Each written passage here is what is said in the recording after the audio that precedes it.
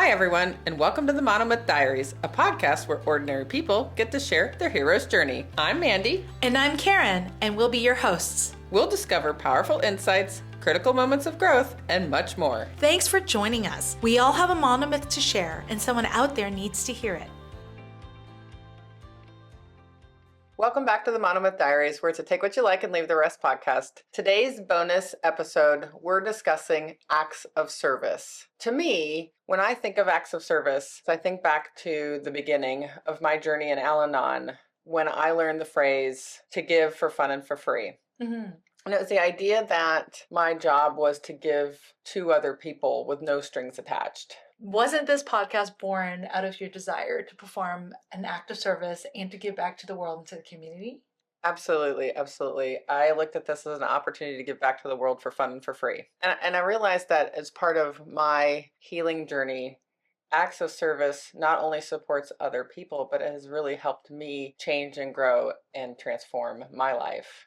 So where did you learn the phrase to give for fun and for free? So I learned that phrase in Al-Anon way back in the beginning. I came from a family that didn't volunteer. They didn't do any sort of acts of service. It was a very foreign concept to me when I got into the doors of Al-Anon.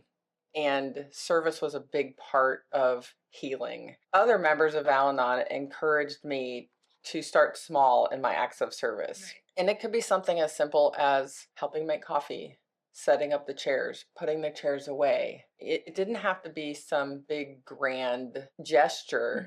Mm-hmm. Simple, small steps created massive ripples in me. That feeling of I helped gave me a lot of self-esteem. That was another thing that we talked about in Al-Anon, was doing esteemable acts helps you get self-esteem, right? That makes so much sense. Yeah, so it's a two-way street. So it's not only helping other people, it's helping me. Yeah, it's giving what you can. It's helping me grow. Yeah.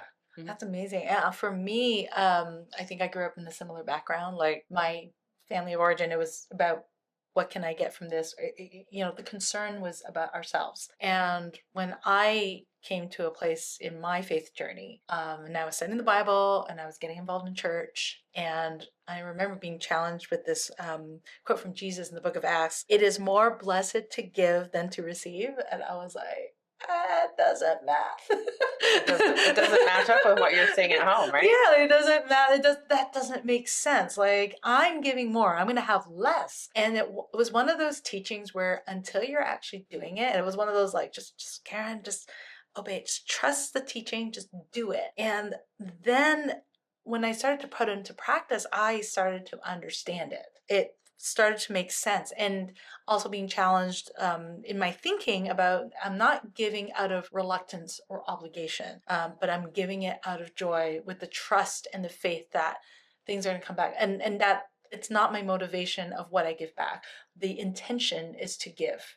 And the intention is to be generous. And it, again, same thing. It starts with small acts of service, of like, whether it's being kind for someone, whether it's holding the door, whether it's, I think about the book, The 5 Love Languages by Gary Chapman, and how acts of service is a love language. Mm-hmm. It's a way of communicating love. It is a way of expressing love. It is a way of showing love to someone. And I keep thinking about how the world needs more love. We hear that all the time. And acts of service is that way of sharing love to even a complete stranger, and being okay with not getting back, because that's not the point. The point is, I'm giving love. I'm putting love into the universe, and you can feel the universe coming back with that love. And I think a lot of it was training me to get out of myself, out of, just being in my mind and seeing how I fit in a larger ecosystem. It was like opening my eyes to seeing like, there's way bigger stuff than the individual standing in front of me. We're all interconnected together, and they're on their journey. I'm on mine. And as I grow, the more love I give away and give out, the more love just comes back. Yeah, you're modeling that acts of service for other people. Yeah. Mm-hmm. It's interesting you said when you were challenged, and it made me think about when I first started in Al-Anon. I too was challenged. My sponsor challenged me to do one kind thing, one act of service every day, but I wasn't allowed to tell anybody about it, right? I love Because that. I was such an approval seeker. Yeah. I wanted people to acknowledge that I did good things. And so I was having to retrain myself that you give for fun and for free. And so that's what I did in the very beginning. And it could have just been holding the door open for someone, those very small acts of service. Today, I've really built volunteerism and service work into my everyday life.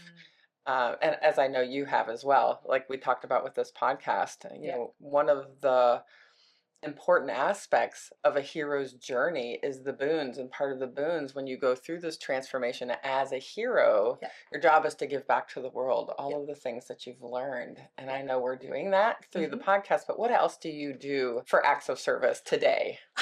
That's a really good question. I definitely, I think there's an individual I know who doesn't have a great reputation. It's someone that's, I was standing close by and overheard someone scold them and say, like, you're very unpleasant to be around. Oof. And I was like, ouch, and it's easy to want to dump on that person. But and I saw that person another day and I said, like, hey, how are you doing today? How was your weekend? And they were very, like one word sentence or whatever, and didn't really respond back. And I had to be like, you know what? I'm just going to show kindness. I don't know this person's story. I don't know what's their monomyth. I don't know where they're at, but I'm going to just show love to this person, even though I'm not getting anything back from this person. The fact that another person like confronted this person and told them how unpleasant they were, I was like, and I felt for that person. And I'm trying to be more like just gracious in mercy, because those are things that are not easy to get and accept it and go, okay, that's where they're at. My acts of service is to accept them for where they're at and not hold them to an expectation that I have for them, because that's not fair for them. And again, like I don't know what that person's going through. And then I think about Nikki's phrase, sandpaper people. Ooh. And I think this person's a sandpaper person in my life, but to be like, you know what, they're there. Their presence is, and to shift my mindset and not get angry or to lash out or get vengeance or whatever you want, however you want to describe it, is to see how my presence in all of this, in this bigger picture, is to love. That's all we can do.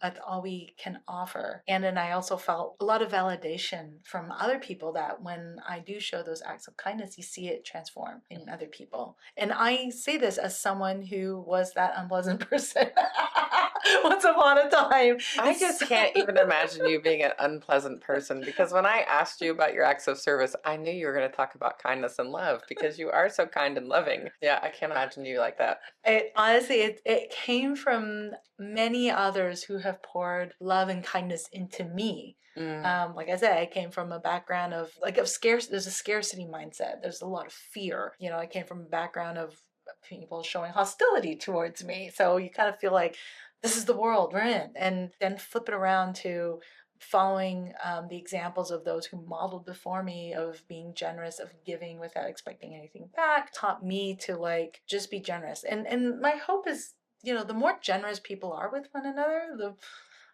greater this world will be. Yeah, yeah. I always try to imagine, can you imagine a world where everyone's kind to one another? I know. I think about my sponsor and the amount of time she gave to me. Yeah. To help me be different, to help me transform my life. I mean, yeah, you're talking about seeing other people perform these acts of service. It is very inspiring. We've had so many guests on our show, amazing people giving back to the community, giving back to the world. We've seen Donnell starting a church, that serves broken people. We've seen several of our guests start a faith-based workout group together. They're just doing wonderful things and for fun and for free. Yeah. And I would argue, the greatest gift anyone can give is time and attention, because it is not something you can earn back. Yeah. Like money, like you can work more, you can clock in more hours and make that money back and be so quote unquote repaid, but time and attention is not.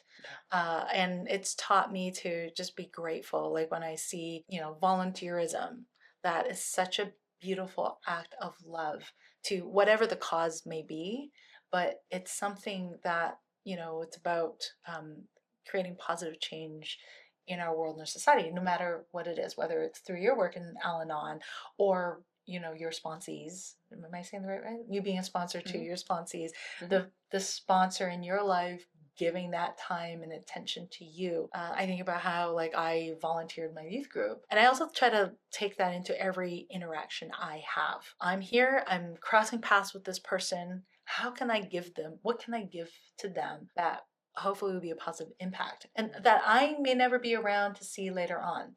And that's okay. This isn't about me. This is always about the other person. And to have that mindset was very revolutionary to me. Me too. I'm so grateful that it has been part of my life. To our listeners, we'd love to hear from you. What does service work mean to you, and how has it shaped your journey? We'd love for you to write in and tell us about it. Thank you for joining us on the Monomyth Diaries. If this episode resonates with you or someone you know, we'd love for you to share it and spread the inspiration. Don't forget to follow us wherever you get your podcasts or on YouTube to stay connected. We'd appreciate if you could take a moment and rate and review the podcast. It helps us reach more people with stories of transformation and growth. You can visit us at monomythdiaries.com or text us directly from the show notes to reach out and keep the conversations going.